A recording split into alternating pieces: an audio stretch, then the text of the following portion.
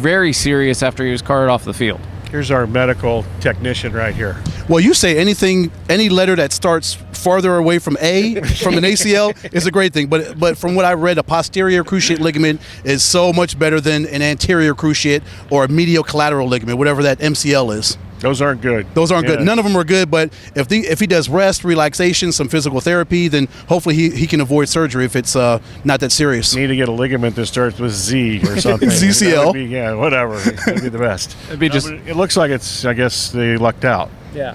So, again, he's scheduled for an MRI. They'll have official word probably on Monday when Bruce Arians will meet with the media. But there are a lot of areas we could start and kind of critique this game. We'll start with the defense, though. Yeah, red zone defense, obviously. Held them before field goals and 5 scoring opportunities. And I thought a lot of guys made plays, but I thought the 3 guys who made the most plays or actually played the best were Alex Okafor, who obviously had a couple sacks, and they really got some pressure in the second half. They didn't do a whole lot of that in the first half, and they seemed to get pressure at key times. And they didn't have to blitz all the time to get that, even though they did get burned for a couple big plays on blitzes. Also, I thought that Kevin Minter did very well. He's on the field a lot more than we expect or we've seen before. I was a little surprised they didn't get him hooked up against tight ends like ever. But if you consider the Cardinals' tight end history or defending tight ends, I was really surprised they didn't do a little more of that, but that's the Saints' problem. And then I thought Peterson really did a tremendous job. I think we're going to find out by the end of the season that Brandon Cooks is a top 10 receiver in this league. And, for the most part, with the exception of one play, which was just an incredible pass. And he wasn't that far out of position. Other than that, I thought he just, it worked out really well for the Cardinals. Ed, what did you see from the defense? I thought Tyrann Mathieu looks fantastic. He was all over the field. No knee brace, no cast on his thumb. He looked totally uninhibited today. He was all over the place. He flew everywhere. I loved his speed. I loved his attitude, his determination. We talked to him after the game. He was absolutely exhausted. They were drained. I talked to Kevin Minter. He looked like he was ready to fall out on the floor. These guys gave everything, but Tyrann Mathieu was most impressive to me. I want to add one more guy. I want to add Calais too. He made 2 or 3 field plays down the field, like the 30-yard screen pass to Ingram. He's the one who made the play down the field.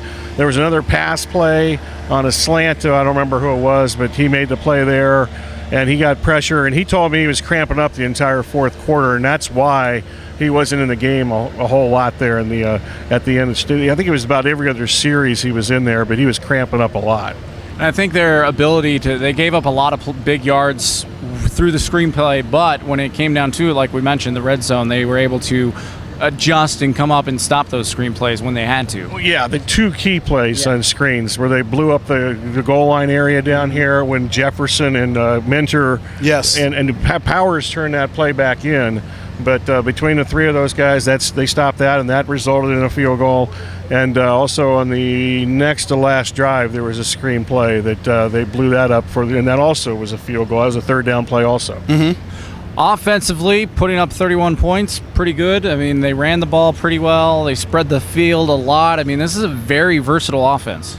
Yeah, I thought they ran the ball really well. 4.8 yards per carry. Yes, 4.8. Figured, okay, that'll work. Yeah, I'll take 120 yards rushing. And more importantly, I think they were effective enough running the ball that even before the last drive, I think they got the Saints out of the zone some, and they had to put some more guys in the box. Plus, the Saints were down 3 defensive backs by the end of the game. If you count, obviously Bird and the other corner didn't even start in the game, and they weren't even here.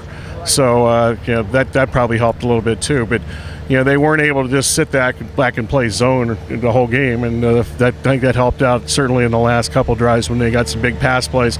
Not really counting that last screen to Johnson when they were selling out for the run, and that was just that was a pretty brilliant call. Yes, it was. It was great. Now, if it doesn't work and they end up punting, and they got about a minute to go, and we're all going, what a dumbass call that was.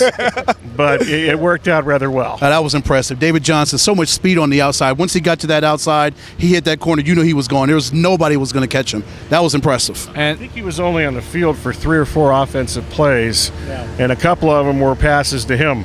So, including split wide to the one side of the field. Right. and he did a crossing route, and but he wasn't out there for more than a handful of plays on offense. He did return kickoffs. Did anybody know that was coming? Yeah. No. I don't think anybody He returned one coming. kickoff. Every other one was out of bounds. Yeah, but yeah, I didn't see that coming. I didn't even know he was going to be positioned to return kicks, and sat here for 4 weeks, and I never saw him returning kicks. New wrinkle. So that was interesting. And I thought Chris Johnson did well in Ellington's place. Yeah. 10 rushes, 37 yards. He showed some speed, some explosiveness. So it's good to see Chris Johnson come back, number 23. I think he did. The one thing my Jets people told me that watched him the last year, though, and I think this is something to pay attention to, is that he's not going to – he needs a straight line, and he's not going to make anybody – he's not going to break any tackles. And he didn't today either. But the fact he got yards goes back, I think, to the offensive line. Cooper had a couple crushing blocks earlier in the game when Ellington got double-digit runs, and those were basically on his blocks. And they had 0 sacks allowed, right? Right. There were some times where Watford was schooled a little bit. Certainly, he's going against Cameron Jordan. I mean, what are you going to do? He's good. Yeah. And next week it's going to be Jared Allen, but he's playing like 3 outside linebacker, and he doesn't know where he's going. So maybe that'll be a little bit of a help there, but. The offensive line did a very more than respectable job between that and the pass protection was good enough. I actually thought Palmer ran out of the pocket a couple times when he didn't really have to, which is kind of it's like Philip Sims disease is kind of what that is. He's running out of the pocket right now wherever he might be, and he doesn't have to. Special teams, Chandler Catanzaro, after a shaky preseason training camp, he looked pretty good out there today. Didn't have any misses. What else did you see special team-wise? He shanked that kick to start the second half, which gave him the ball in scoring position, and they moved down and got a field goal that time also. That was a short field. And then there was a 50-yard play right after that. That was the first 2 plays of the second half. 63. Yeah, 63. So that wasn't good. But I thought that one of the key plays of the game, it's probably got lost by now, is the punt with a couple minutes to go, and Butler got the nice bounce, and then Bethel and Jerron Brown were both there to get the ball at down to the 2-yard line. So that was a key part of the game. And they did a really good job of that with Zastudil a few years ago. So to see that with Butler is an encouraging sign. True, I agree with that. Yeah. Any final closing thoughts from either one of you? Darren Fells. Yes, we need to mention him, even though I'm still not 100% in on this blocking thing that we keep hearing them talk about, including after the game. But he got knocked backwards a couple of times, but he made a couple of really good plays. Obviously, the touchdown catch. Yes. And then the crossing route on the play that was X number of yards to him, a lot. He was split out to the right. That was exactly the same play they ran with David Johnson, when Johnson was the far wide receiver on the right side and did a crossing route, and everybody else is paying attention to everybody else. And he ended up, that set up points that particular drive. That was a second touchdown drive. So he can catch the ball. For me, it's good to be 1-0 as opposed to 0-1 going to Chicago. It's Very always true. good to come out here, get your first win at home, and start the season off right. Well, and especially considering the schedule. I mean, they need to be 3-1 after 4 games at worst, because after that they're here for 2 weeks out of 9. Mm-hmm. Yes. So the way that the schedule sets up, and then when they come back, the home games are, 2 of them are Seattle and Green Bay. Mm-hmm. Now, Green Bay may have everything clinched by like October 1st in that division, so that may not matter. But and hope maybe Seattle won't matter, but you want that game to matter, obviously, for the division. But they got to get off to. That's why I was so concerned during August. Was we didn't know when some guys were going to come back, or if they were going to come back, or some guys were going to be able to play. And they have to get off to they have to have a good September, or they're going to be fighting uphill. And no matter how good you are, if you're playing that many road games, that's tough. It is. Especially when you're on the road for 2 weeks, Detroit and Pittsburgh. You don't come back here. You go to West Virginia, stay at the Greenbrier, which is not a bad place. It's pretty swank place. Been that place? No, I heard you went there. No, I've never been to West Virginia. Okay. My dad was born in West Virginia, but I've never been to West Virginia. I'm not a John Denver fan, so I just even though John Denver went to high school in Tucson, but I'm not all kinds of good trivia here for you folks. But Rocky Mountain High. Rocky Mountain High, yeah. Rocky Mountain Way was Joe Walsh, and that's a good song.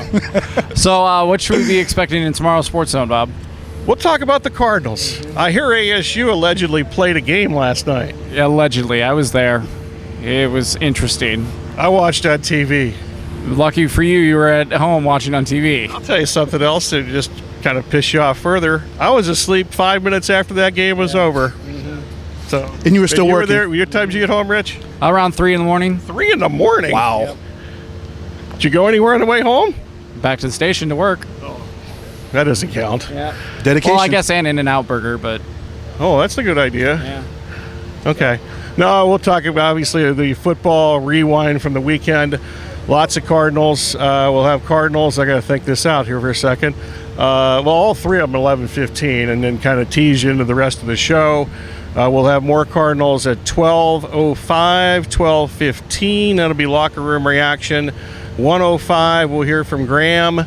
And then at 12:45, we'll have some Juve. They played very well on Saturday night, and they've actually lost their top 5 linebackers now. They had a walk-on who I didn't even have on my roster. He got hurt. So Rich Rod actually called him the Butch Cassidy defense. And who are these guys? I said I knew who they were, but I didn't know where they were at out there or something like that. But anyway, we'll do all that tomorrow and preview the Monday night games too. All right, so once again, Cardinals win 31-19, start the season off 1-0, heading into Chicago next week. For Ed Cole, Bob Kemp, I'm Rich Gray on NBCSports1060.com.